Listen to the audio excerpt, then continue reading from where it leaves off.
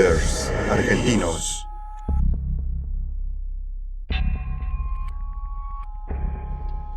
Episodio 8. Raúl Aníbal González Igonet, el loco del martillo.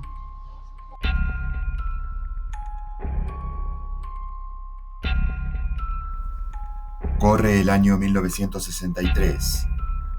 Arturo Illia es elegido presidente de Argentina.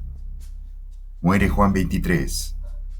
Valentina Tereshkova se convierte en la primera mujer en el espacio. Es asesinado John Fitzgerald Kennedy en Estados Unidos. Y los Beatles lanzan su primer disco.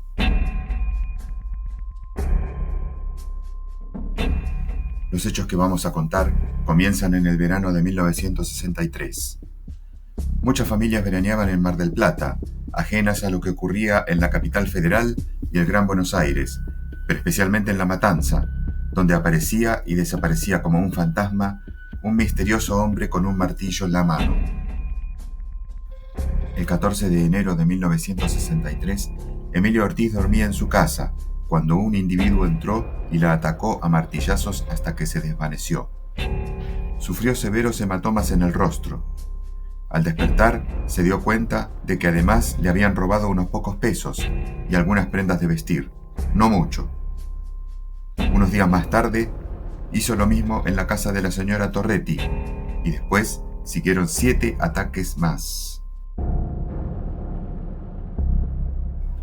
Los diarios de la época habían comenzado a informar sobre extraños y violentos robos a mujeres solas. Fueron 9 en total, en los que las víctimas sobrevivieron, un robo tras otro, y todos con una particularidad: habían sido atacadas a martillazos, aparentemente con la misma herramienta.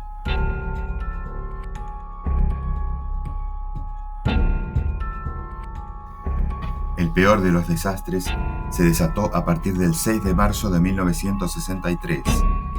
Esa noche ingresó a la casa de Rosa de Grosso, una inmigrante italiana de 65 años. Rosa era diferente a las demás víctimas. Estaba acostumbrada a pelearle a la vida. No iba a dejar que le quitaran lo que era suyo sin hacer nada. Por eso, e inesperadamente, esa vez hubo resistencia y la italiana luchó encarnizadamente hasta el final. Sorprendido, aquel sujeto blandió el martillo con furia y golpeó sin pausa a su víctima, hasta que sintió cómo la masa de acero fracturaba el parietal de Rosa y acababa con su vida. En ese momento, el temido ladrón, ahora asesino, sintió algo distinto, adrenalínico, que lo transformó en una máquina de matar. Tal vez eso le produjo algún tipo de placer, ya que 4 días después, el día 22 de marzo, su martillo le dio a Virginia González, de 80 años, el mismo destino que a Rosa de Grosso. Su última víctima fue Nelly Mabel Fernández, de 55 años, al día siguiente del crimen de Virginia. Estuvo parado frente a su casa y esperó a que las luces se apagaran. Una vez que esto pasó, metió su mano en el bolsillo, lo cerró alrededor del sucio y ensangrentado mango del mortal martillo, lo apretó con firmeza, cruzó la calle y entró en la oscura vivienda.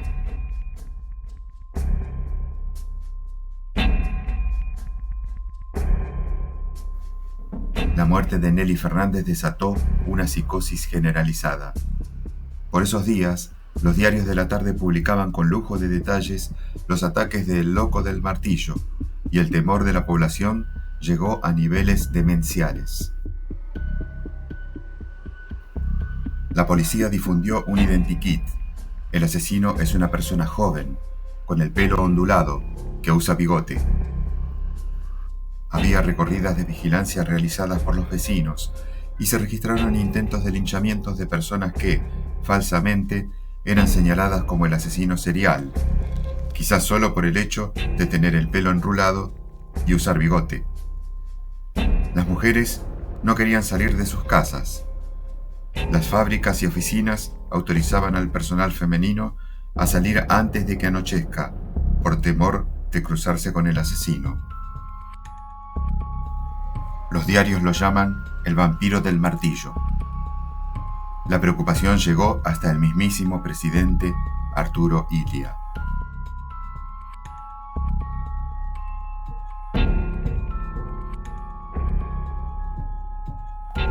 La búsqueda duró poco. Aquel loco no era demasiado listo.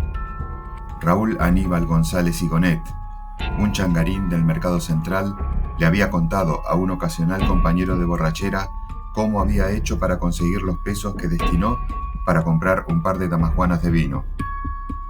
Ese fue el dato que llegó a los oídos de un comisario de entonces. El 30 de marzo de 1963, una comisión integrada por policías federales y bonaerenses lo capturó en su casa de Lomas del Mirador. Era alto, delgado, tenía bigote, pelo ondulado, una bolsa de arpillera en la que llevaba una sevillana y usaba un pantalón que le quedaba grande, que había tomado en uno de sus atracos. Al lado de su vivienda precaria, en un baldío, hallaron el martillo ensangrentado.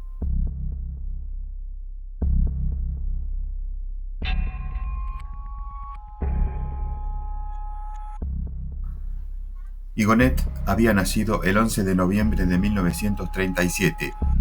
Era el más chico de 7 varones y además tenía 4 hermanas.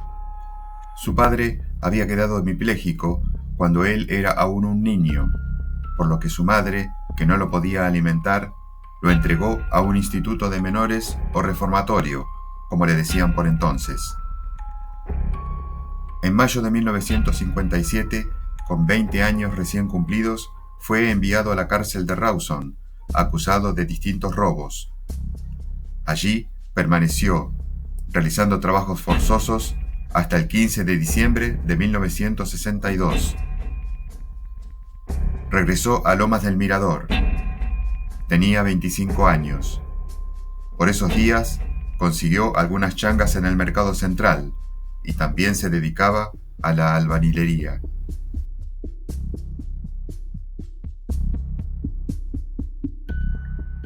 Solo quería robar. Las maté para no dejar testigos. El asesino declaró que no había querido matar, que lo que buscaba era un poco de plata. Y confesó: No sé por qué lo hice. A veces me parece que no lo hice. Elegí a mujeres porque eran las que menos peligro representaban. No odio a las mujeres, no quise matar a ninguna y les pegué porque tenía miedo de que gritaran. El hijo de Grosso fue hasta la comisaría y descubrió que Igonet tenía puesto un saco suyo, que había sido robado durante el crimen. La caída de un canalla. Cayó en su trampa el hombre del martillo. Ese es el título de la revista Así, en una edición especial que le dedicó a la captura del salvaje criminal. En la tapa, un subtítulo comentaba: Crímenes y amores del loco del martillo. La teoría era que odiaba a las mujeres por haber sido abandonado por su novia, pero él desmintió esa versión con una frase: Nunca tuve novia.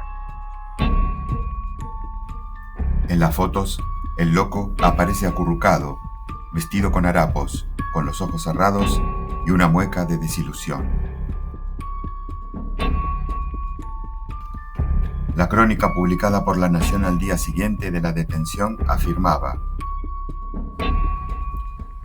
Su cara presenta protuberancias óseas que la tornan ruda y su prestancia es la de un tipo hosco, introvertido. El pelo negro y duro, apenas peinado, echado íntegramente hacia atrás, acentúa la impresión desagradable. Los gestos no denotaban remordimiento alguno. Trataba de no abrir los ojos, justificándose con un supuesto solapado cansancio. Su aspecto no era el de un loco, pero sí de un tipo sádico, con plena noción de lo que hace, un simulador frío y calculista. En otro diario se leía: El drama de la madre del vampiro humano conmueve. Como una estampa de la madre dolorosa, la señora Elisa no puede creer la tragedia que ha desatado su malviviente hijo.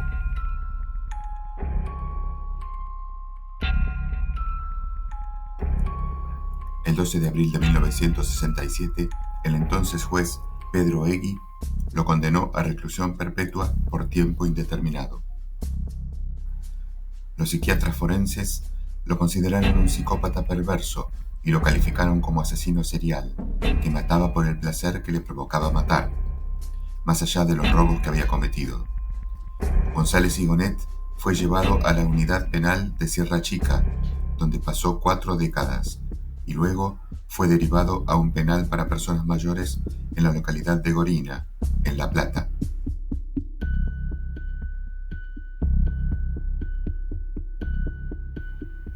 En marzo de 2006 logró su libertad gracias a Ariel García Furfaro, un ex convicto que se recibió de abogado en la cárcel. El caso de González Igonet demuestra que la permanencia en prisión depende de los recursos del encarcelado, porque no tenía dinero para contratar a un defensor y por lo tanto ningún abogado siguió su caso. La reclusión perpetua con la accesoria de reclusión por tiempo indeterminado casi nunca significa que el condenado permanezca en la cárcel durante más de 25 años. A partir de ese momento, se suele pedir una junta médica para que evalúe si el preso está en condiciones de salir, más todavía si se considera que el loco del martillo llevaba 21 años consecutivos con conducta 10. Una jueza platense decidió otorgarle el beneficio de la libertad condicional. La medida fue dictada por la titular del Juzgado de Ejecución Penal número 1 de La Plata, Claudia Matilde Marengo, quien, con su fallo, sentó jurisprudencia. Así lo expresó el abogado de González Igonet al destacar: el fallo de la jueza Claudia Matilde Marengo crea jurisprudencia, revela una gran sensibilidad y cumplimiento de la ley. A pesar de que González Igonet era reincidente, ya que había purgado 5 años de prisión por robo antes de ser condenado por los 3 crímenes, la jueza tuvo en cuenta la gran cantidad de años que pasó preso y otorgó la libertad condicional. La reincidencia no fue un obstáculo, por lo que esto sentará jurisprudencia y muchos presos podrán beneficiarse con este fallo. Hace un año ya que asisto a González Igonet y a otros presos ancianos del penal de Gorina que padecen abandono legal y afectivo. El abogado también estuvo preso por lesiones y completó en prisión la carrera que había iniciado en la Universidad de Buenos Aires. García atribuyó a la desidia judicial el hecho de que el loco del martillo haya pasado en prisión 48 años y no 43, ya que estuvo 5 años preso por otro robo y luego 43 por los 3 crímenes a martillazos. Aseguró: González Igonet debió haber recuperado su libertad hace 25 años. Nadie pasa 48 años preso. Allegados al caso, que lo convirtió en una verdadera leyenda viviente, indicaron que los distintos juzgados por donde pasó la causa le rechazaron la libertad condicional desde el año 1983. Él siempre insistió en que era inocente y que debió aceptar la culpabilidad, cansado de los tormentos a los que había sido sometido. Minutos antes de quedar en libertad, González Igonet dijo lacónicamente, como explicación: me obligaron a firmar la declaración.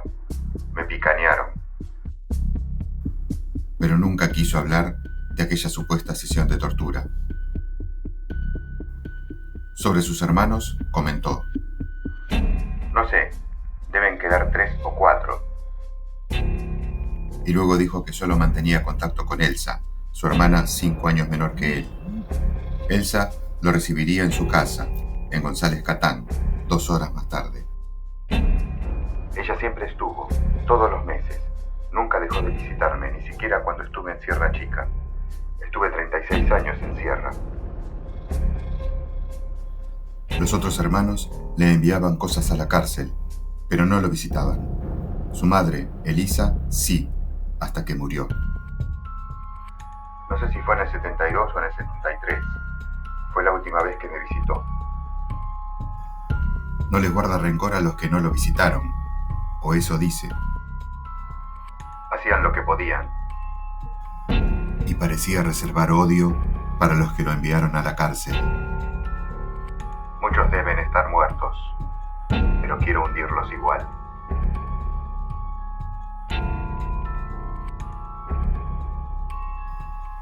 Llegó un guardia y le dijo que podía irse. A las 18:50 salió de la unidad número 12 de Gorina. No fue fácil. Tenía ya 69 años. Estaba muy delgado y frágil, de rasgos filosos y mirada miope. Habla poco y conserva la misma mueca de martirio que tenía cuando lo cazaron, como si fuera un lobo feroz. Ya no usa bigote y su cara tiene más arrugas que su saco apolillado. Sus lentes estaban pegados con cinta adhesiva. Lo primero que hizo cuando salió a la calle es cubrirse la cara del sol.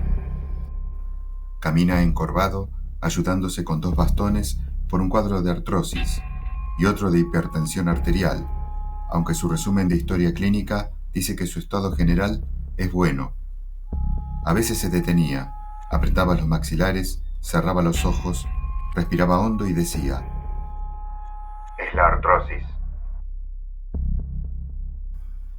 Apenas salió de la unidad 12 del Servicio Penitenciario Bonaerense, en Gorina, Raúl Aníbal González Igonet, conocido en las crónicas policiales como el Loco del Martillo, se encontró con un mundo que le era ajeno.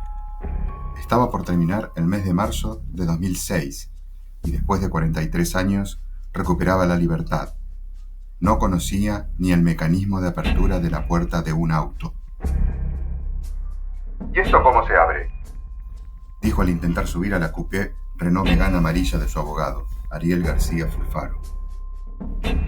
El hombre fue despedido por sus 92 compañeros de la cárcel y recibió una pensión graciable del Ministerio de Justicia bonaerense, que le garantizó los recursos necesarios para una adecuada asistencia física y psicológica. El auto se lo llevó. Decía sentirse en un plato volador.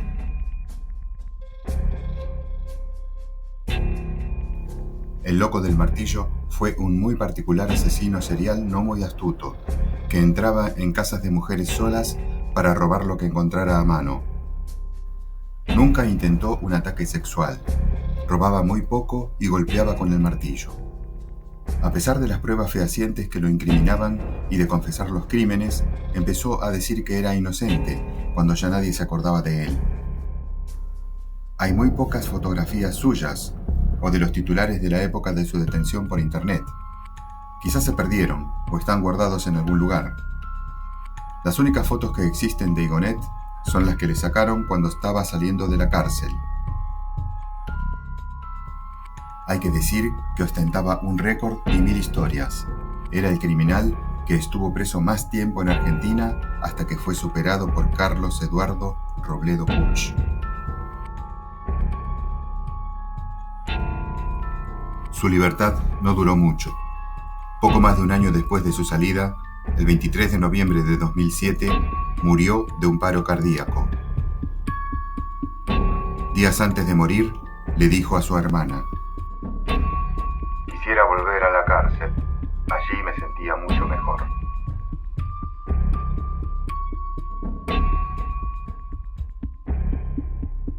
Acompáñanos en nuestro próximo episodio de Los Archivos del Terror, muy pronto en este canal.